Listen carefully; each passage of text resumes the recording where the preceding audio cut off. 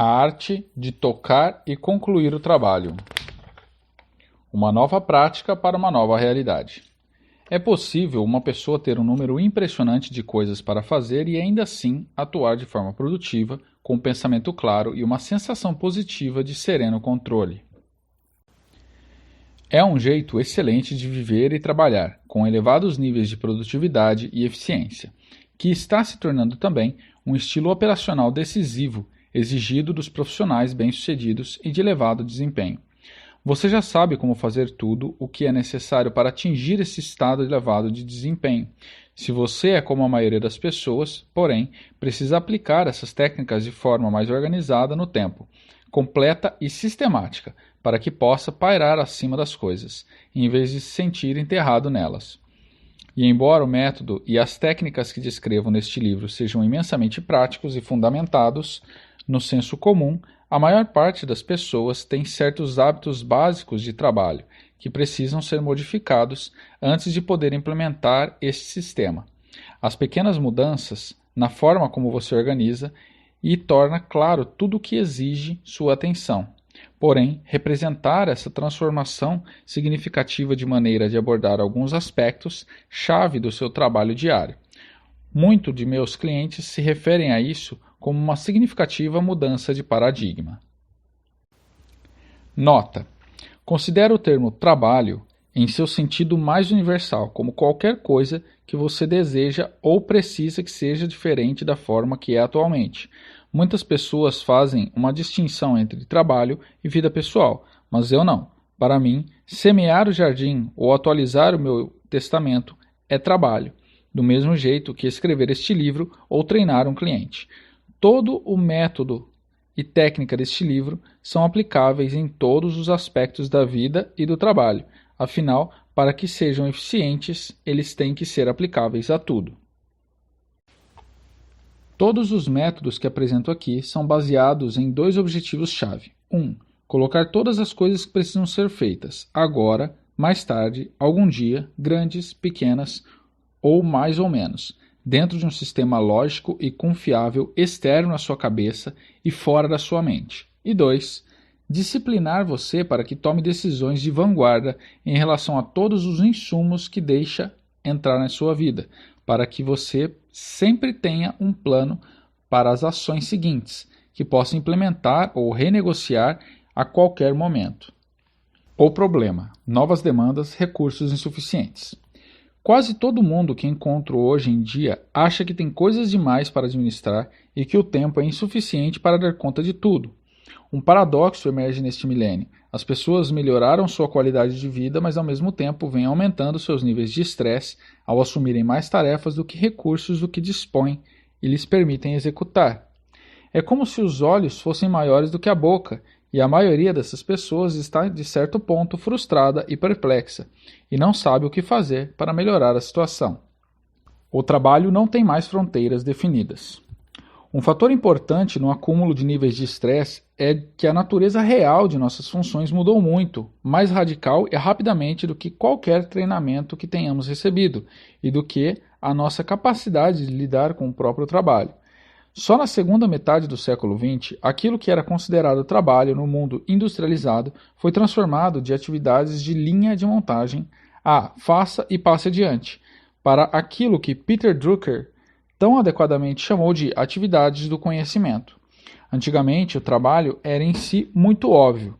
Os campos tinham de ser arados, as máquinas aparelhadas e as caixas embaladas, as vacas ordenhadas, os mecanismos acionados. Era fácil reconhecer o trabalho a ser feito, pois ele era visível, e ficava bem claro quando esse trabalho estava concluído ou não. Hoje em dia, para muitos de nós, não há limites na maioria dos projetos. Grande parte das pessoas que conheço está tentando realizar pelo menos 5 ou 6 coisas ao mesmo tempo, e tudo agora. E ainda que tivessem o resto de suas vidas para tentar, não teriam condições de concluí-las à perfeição. Provavelmente você enfrenta o mesmo dilema.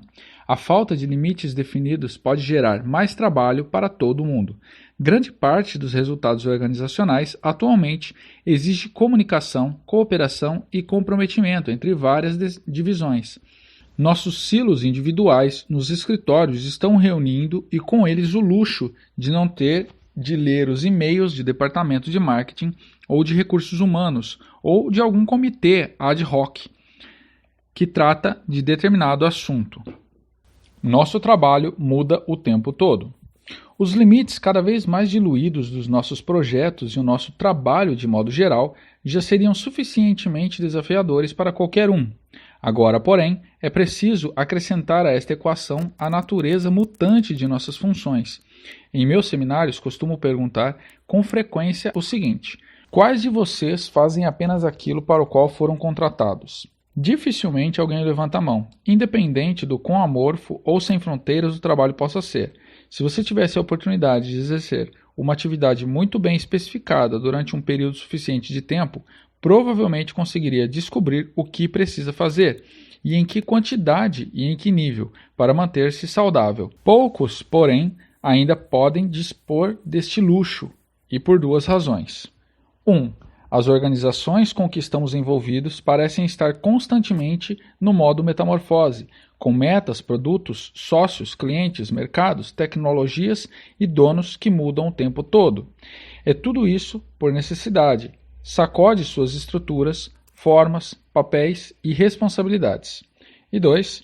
O profissional mediano, hoje em dia, é o mais do que nunca um agente livre, que muda de carreira com a mesma frequência com que seus pais costumavam mudar de emprego. Até os quarentões e cinquentões se aferram a padrões de crescimento contínuo. Seus objetivos atualmente estão bem mais integrados às novas tendências inseridos no pacote de desenvolvimento profissional, administrativo e executivo, o que significa simplesmente que eles não estão fazendo o que fazem hoje durante muito tempo.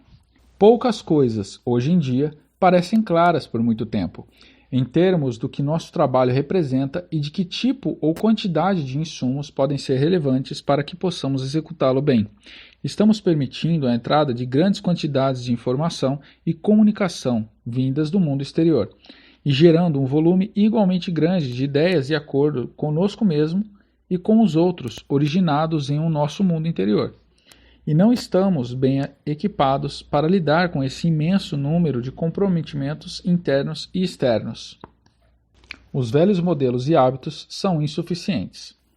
Nem nossa educação padrão, nem os tradicionais modelos de administração de tempo, nem o excesso de ferramentas de organização disponíveis, tais como notebooks, planejadores pessoais, Microsoft Outlook ou assistentes pessoais digitais, Palm, nos oferecem meios viáveis de atender às novas demandas depositadas sobre nós. Se você já tentou usar qualquer um desses processos ou ferramentas, provavelmente já viu que eles são incapazes de conciliar a velocidade, a complexidade e a mudança constante dos fatores prioritários inerentes àquilo que você faz. A capacidade de ser bem-sucedido, de estar relaxado e no controle durante esses tempos férteis, porém turbulentos, demanda novas formas de pensar e de trabalhar. Existe uma grande necessidade de novos métodos, tecnologias e hábitos de trabalho que nos ajudam a alcançar o topo no nosso mundo. As abordagens tradicionais de administração de tempo e de organização pessoal foram úteis em sua época. Representam pontos de referência úteis para uma força de trabalho que acaba de emergir de uma modalidade industrial, de linha de montagem, para um novo tipo de trabalho, que incluía escolhas quanto ao que fazer e decisões responsáveis quanto ao momento de fazer. Quando o próprio tempo se tornou um fator de trabalho, os calendários pessoais se tornaram uma ferramenta-chave no trabalho, mesmo em tempos tão recentes quanto a década de 80. Muitos profissionais acreditavam que ter uma agenda no bolso era a essência de ser organizado, e muitas pessoas ainda hoje veem um calendário como uma ferramenta central para estar no controle dos acontecimentos. Junto com o tempo arbitrário, veio também a necessidade de fazer boas escolhas em relação ao que fazer. Os códigos de prioridade ABC e as listas diárias de coisas a fazer passaram a ser técnicas-chave de pessoas que desenvolveram para ajudá-las a dar algum sentido à sua escolha entre as opções disponíveis. Se a pessoa tinha liberdade para decidir o que fazer, tinha também a responsabilidade de fazer boas escolhas, dadas as suas prioridades.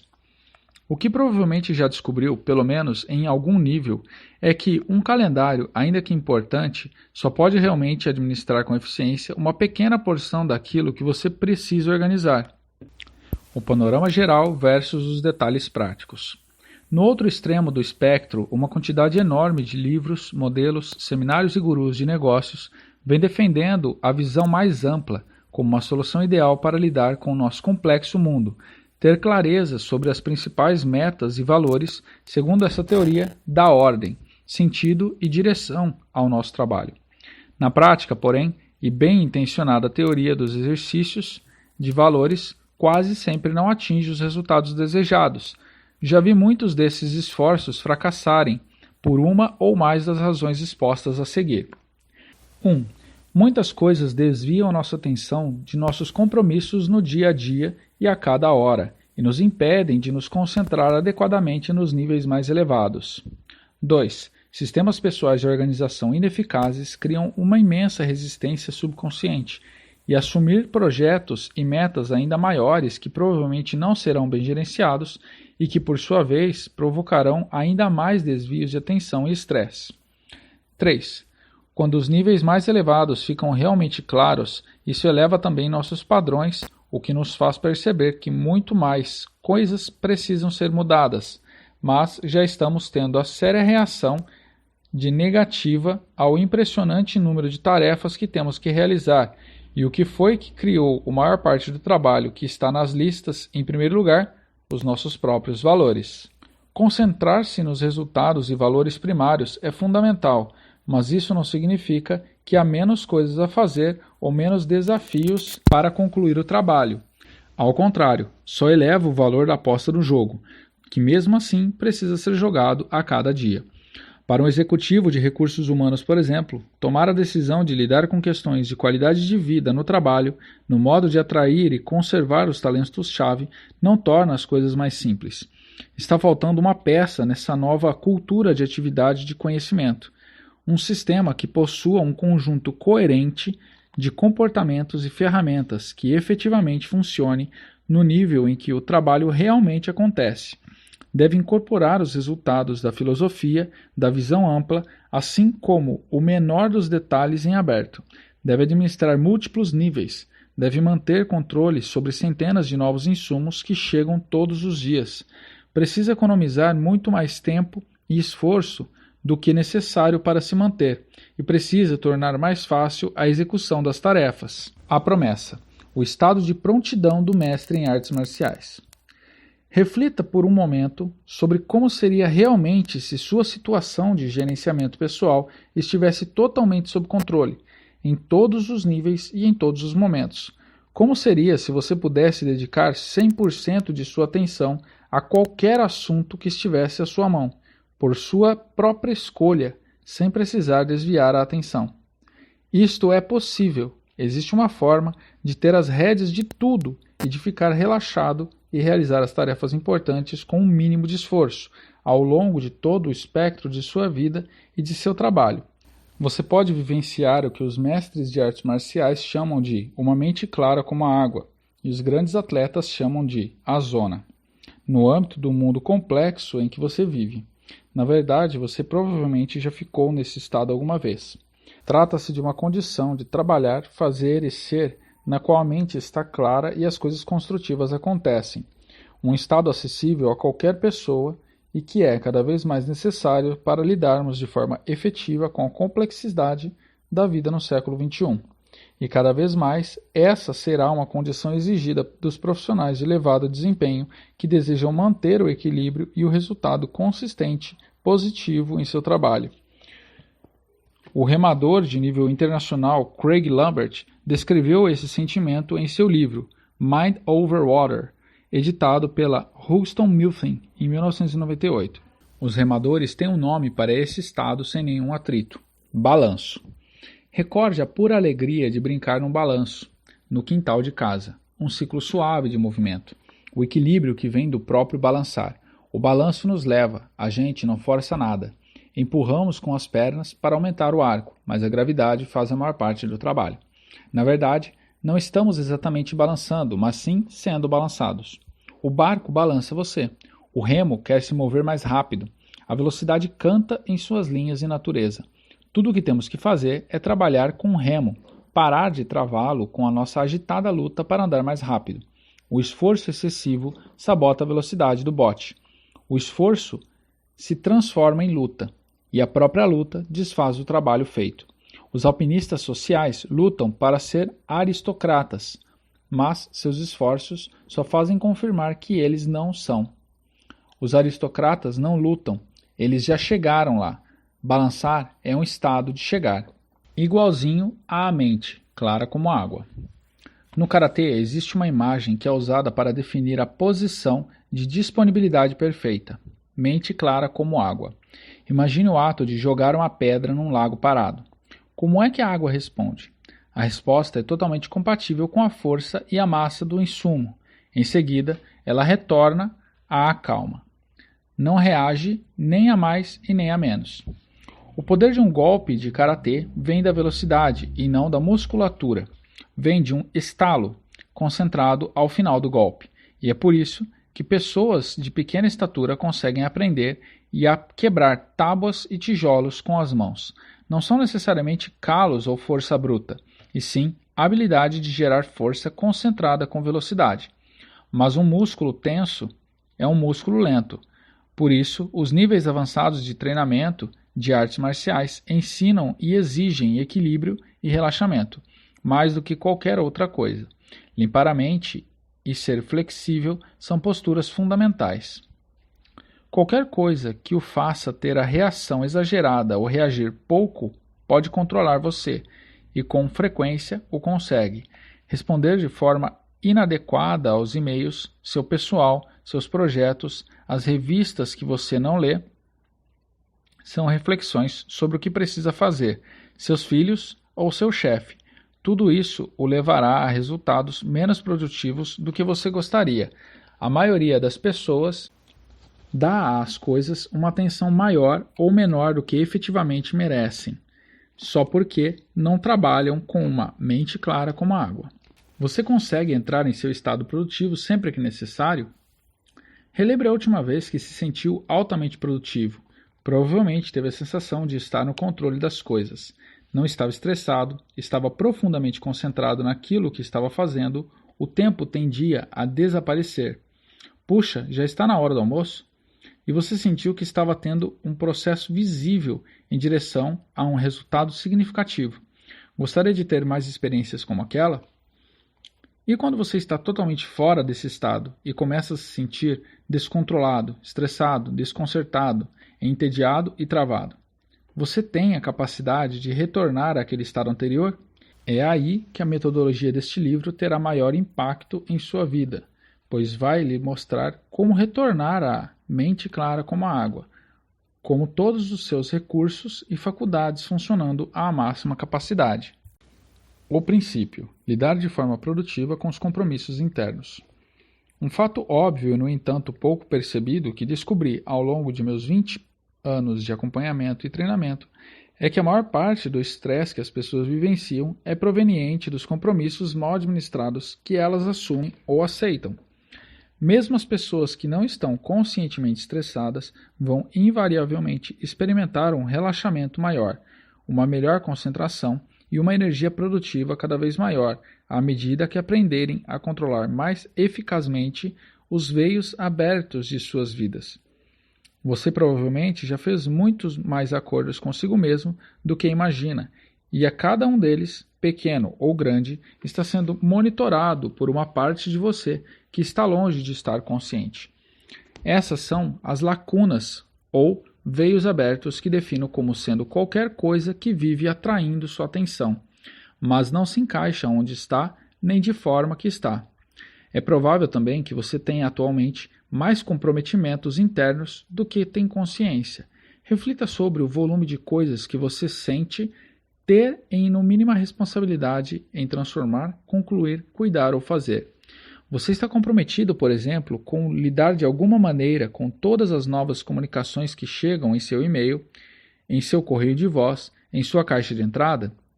E com certeza há inúmeros projetos que você acha necessário estarem definidos em sua esfera de responsabilidade, assim como metas e diretrizes a serem esclarecidas, uma carreira a ser administrada e a vida de modo geral que precisa ser mantida em equilíbrio.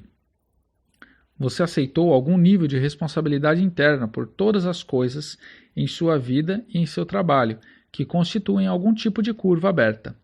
Para lidar de forma efetiva com tudo isso, você precisa primeiro identificar e coletar todos aqueles itens que estão batendo à sua porta de alguma forma e depois planejar como trabalhar com eles. Isso pode parecer uma coisa simples de fazer, mas na prática a maioria das pessoas não sabe como executá-la de maneira eficiente. Os requisitos para administrar os compromissos. Administrar bem os compromissos é tarefa que exige implementação de determinados comportamentos e atividades básicos. Primeiro de tudo, se está em sua mente, é sinal de que sua mente não está clara. Qualquer coisa que você considere inacabada de alguma forma deve ser armazenada num sistema confiável fora da sua mente, ou o que costumo chamar de baú de colecionador, ao qual você sabe que retornará regularmente para vasculhar. Em segundo lugar, você deve enxergar claramente qual é o seu compromisso e decidir o que é que tem a fazer, se é que há algo a fazer, para progredir no sentido de cumpri-lo. Em terceiro, uma vez decididas todas as ações que precisa realizar, é necessário manter lembretes relativos a cada uma delas, organizados no sistema que você revise regularmente. Um exercício importante para testar este modelo.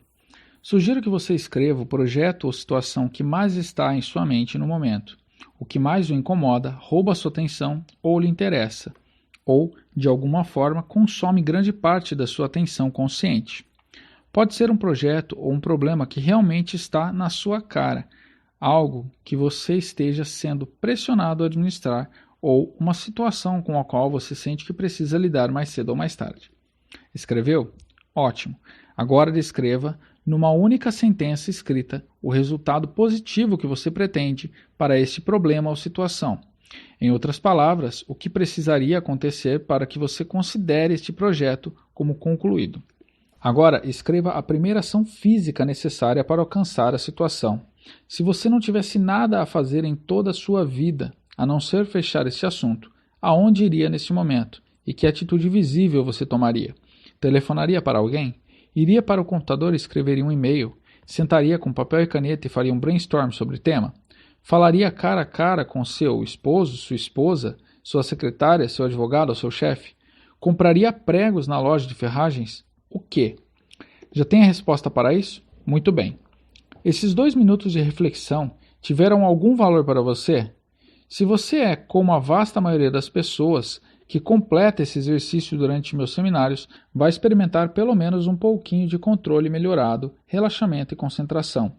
Vai também sentir-se mais motivado para realmente fazer alguma coisa em relação àquela situação sobre a qual você vinha meramente refletindo até agora. Imagine essa motivação aumentada milhares de vezes, como forma de viver e trabalhar.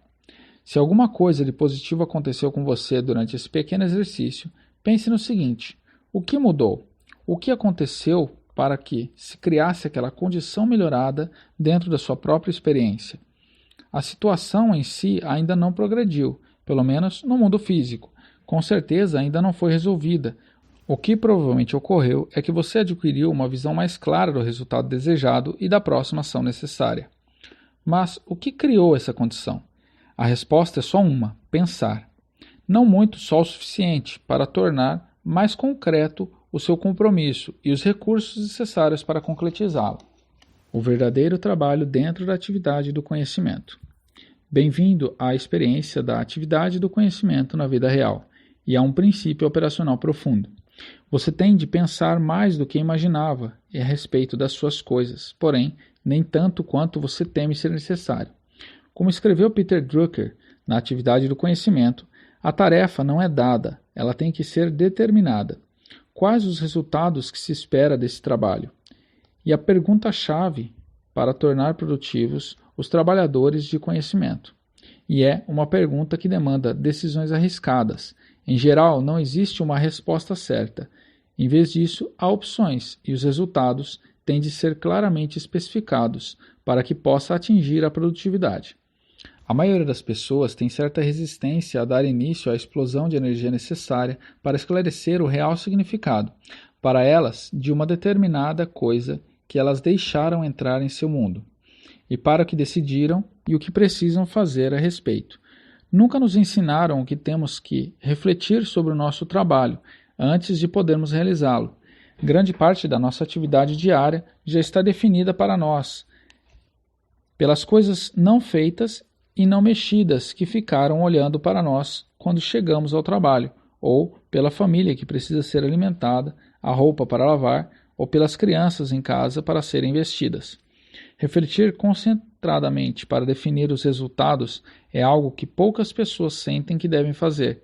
Na verdade, porém, pensar nos resultados é um dos mais efetivos meios disponíveis para tornar a realidade os nossos desejos. Por que as coisas ficam na mente?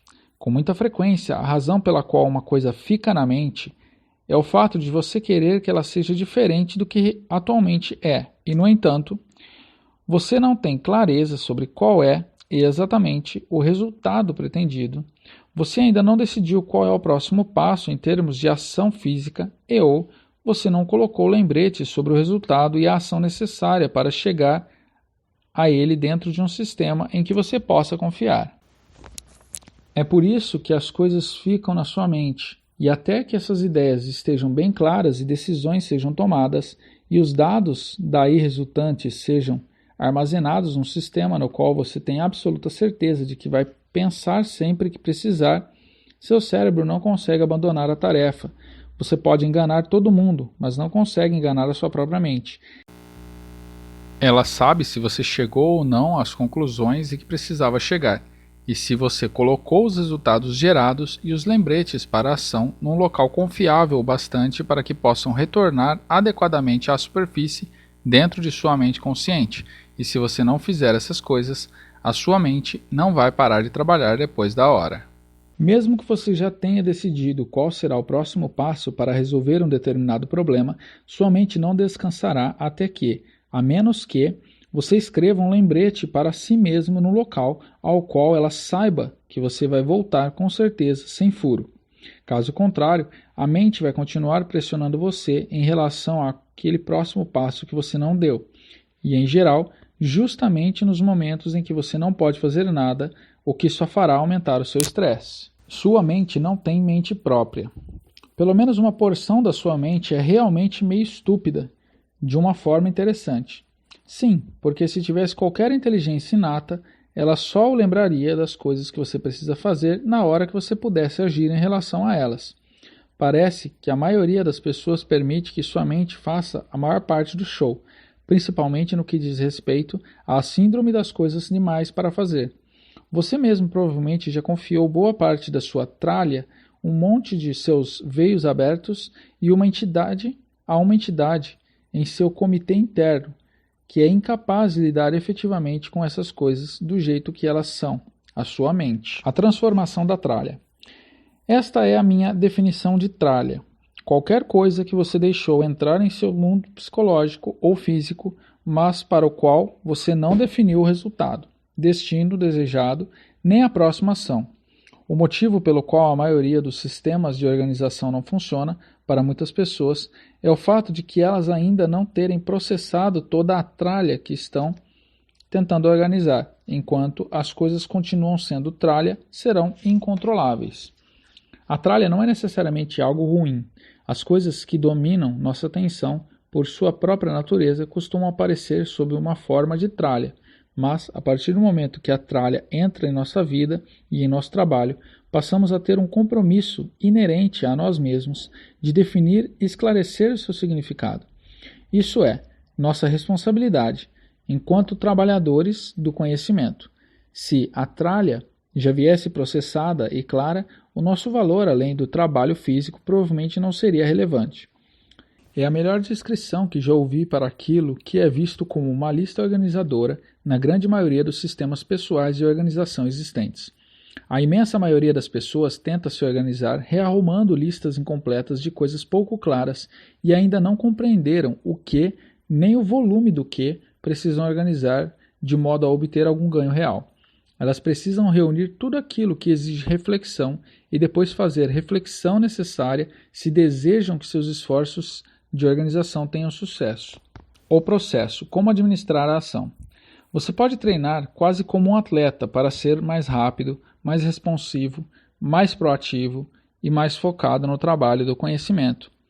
Pode aprender a pensar de forma mais efetiva e administrar os resultados com maior facilidade e controle.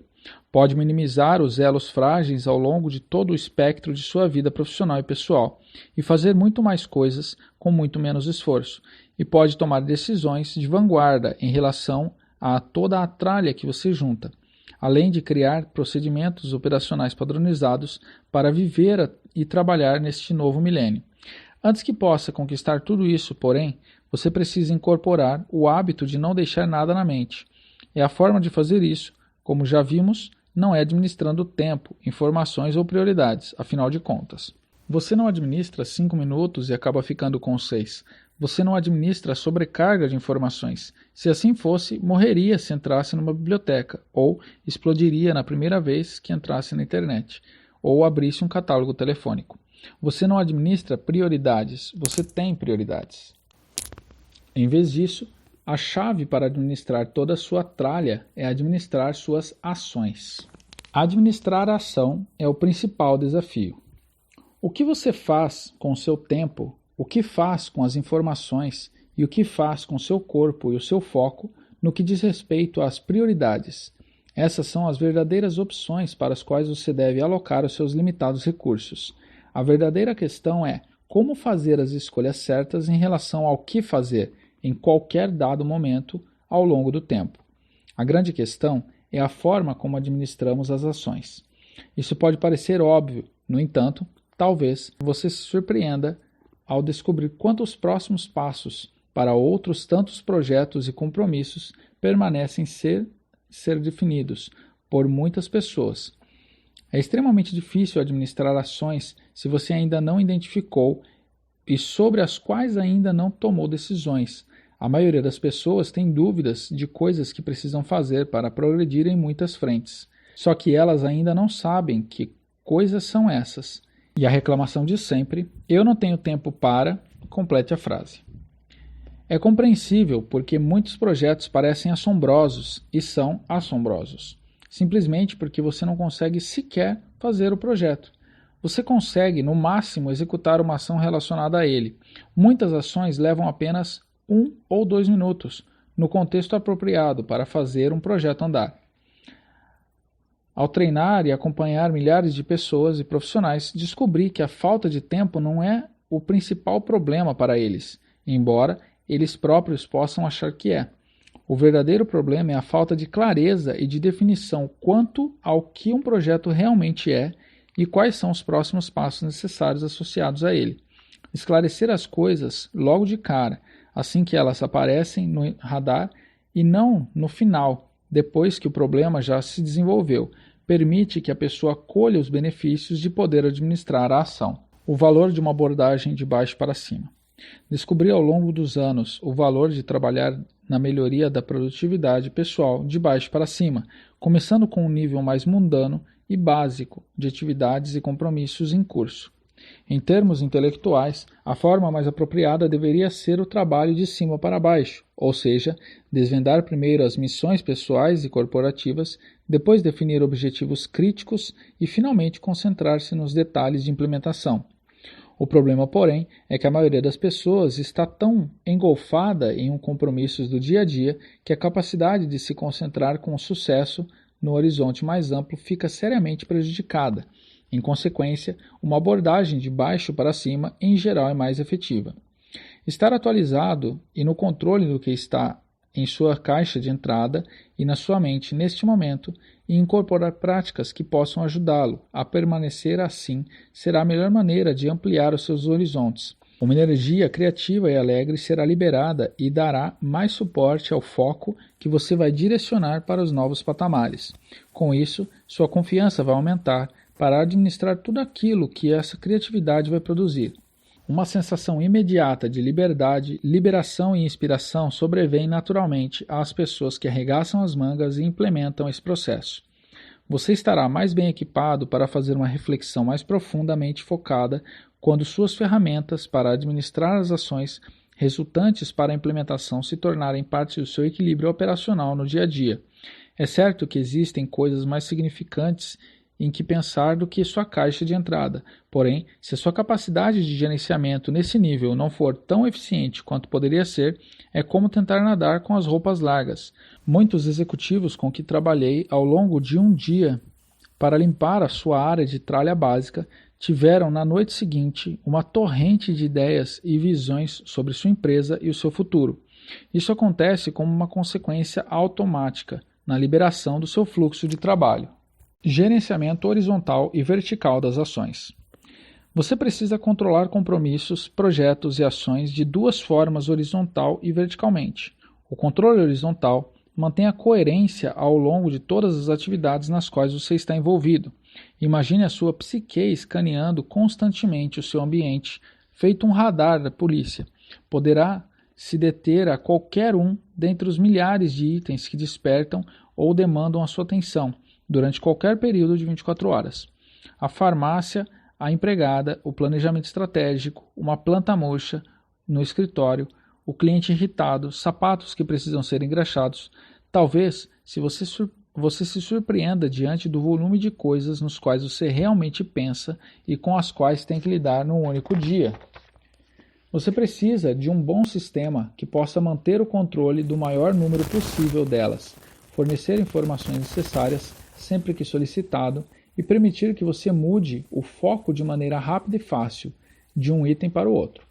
O controle vertical, em contrapartida, administra a reflexão para cima e para baixo, na trilha dos tópicos e projetos individuais. Por exemplo, o seu radar de polícia pensa em suas próximas férias, enquanto você e sua esposa falam sobre o assunto durante o jantar, onde e quando irão, o que vão fazer, como vão se preparar para a viagem e assim por diante. Ou então, você e seu chefe precisam tomar algumas decisões com relação à nova reorganização departamental que você está prestes a deslanchar. Ou você precisa apenas atualizar o seu pensamento em relação ao cliente no qual está prestes a ligar.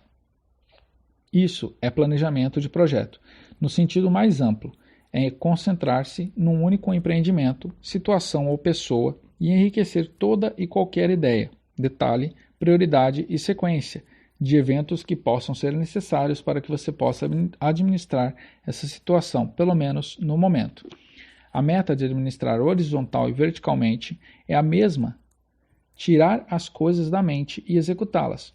A administração adequada na ação faz com que você se sinta confortável e no controle, enquanto se movimenta ao longo do amplo espectro de trabalho e de sua vida, ao mesmo tempo em que o foco adequado no projeto lhe dá clareza, sintonia em relação aos detalhes específicos necessários. A principal mudança: tirar todas as coisas da mente. Não existe uma maneira real de conquistar o tipo de controle relaxado que estou prometendo se você mantiver as coisas apenas em sua mente. Como você descobrirá, os comportamentos individuais descritos neste livro são coisas que você já vem fazendo. A grande diferença entre o que eu faço e o que os outros fazem é que eu pego e organizo 100% da minha tralha dentro de e com o uso de ferramentas objetivas sempre à mão, não na minha mente. E isso se aplica a todas as coisas, grandes ou pequenas, pessoais ou profissionais, urgentes ou não, todas as coisas. Estou certo de que uma vez ou outra você chegou a um ponto num projeto ou em sua vida em que simplesmente teve que sentar e fazer uma lista. Se isso se deu, você possui uma referência em relação ao assunto no qual estou falando. A maioria das pessoas, porém, só faz esse tipo de exercício de listar quando a confusão se torna insuportável demais e ela simplesmente tem que fazer alguma coisa a respeito. Em geral, fazer listas só em relação a áreas específicas que as incomoda.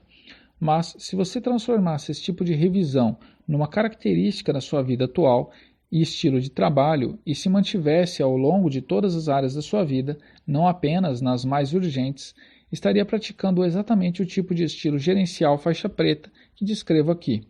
Tento fazer escolhas intuitivas baseadas nas minhas opções, em vez de tentar refletir sobre o que as opções são essas. Preciso já ter pensado sobre tudo aquilo e preservado os resultados de uma maneira confiável. Não quero perder tempo pensando mais de uma vez nessas coisas. Essa é a utilização ineficiente da energia criativa e de uma fonte de frustração. E você não pode camuflar essa reflexão. Sua mente continuará a trabalhar em cima de qualquer coisa que ainda esteja nesse estado, sem decisão. Mas existe um limite para a quantidade de tralha não resolvida que a mente consegue armazenar antes de dar curto. A parte da sua mente que responde pela memória de curto prazo, aquela parte que tende a segurar toda a tralha incompleta, não resolvida e não organizada, funciona mais ou menos como a memória RAM de um computador pessoal. Sua mente consciente, assim como a tela do computador, é uma ferramenta de concentração, não um local de armazenagem. Você só consegue pensar em 2 ou 3 coisas ao mesmo tempo, só que os itens incompletos ainda estão sendo armazenados no espaço da memória de curto prazo. E assim, como acontece na RAM, há pouco espaço você só pode armazenar lá uma determinada quantidade de tralha e ainda tem que manter mesmo a parte do cérebro funcionando em alto nível.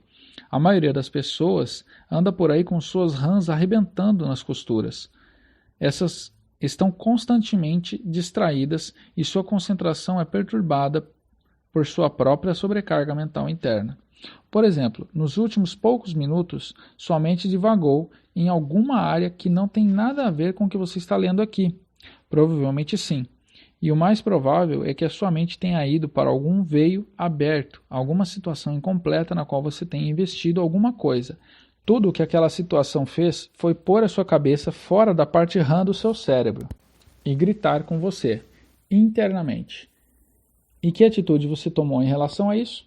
A menos que você tenha anotado tudo e colocado num recipiente confiável, que você sabe que vai revisar adequadamente no curto espaço de tempo, é mais do que provável que você tenha se preocupado com o assunto. Não é um comportamento mais efetivo, não houve qualquer progresso e a tensão aumentou. O grande problema é que a sua mente continua a lembrá-lo das coisas nos momentos em que você não pode fazer nada a respeito delas. A mente não tem entendimento de passado ou de futuro. Isso significa que assim que você diz a si mesmo que precisa fazer determinada coisa e armazena essa informação em sua memória RAM, uma parte da mente passa a achar que você deveria estar fazendo aquela coisa o tempo todo. Tudo que você já disse a si mesmo que precisava fazer, ela acha que você deveria estar fazendo agora. Francamente, a partir do momento que você tem 2 coisas a fazer armazenadas em sua RAM, já está gerando falha pessoal, porque não pode fazer as 2 ao mesmo tempo. Isso produz um fator de estresse que perpassa tudo e cuja fonte não pode ser determinada. A maioria das pessoas está vivendo em alguma versão deste estado de estresse mental de forma tão consciente e há tanto tempo que nem mesmo sabe o que está mergulhado nele. Assim como a gravidade, ela é onipresente, tanto que aqueles que o vivenciam, em geral, não têm consciência da pressão. A única vez em que a maioria dessas pessoas vai perceber o volume de tensão sob a qual estiveram é o momento em que se livram dela e percebem como se sentem diferentes.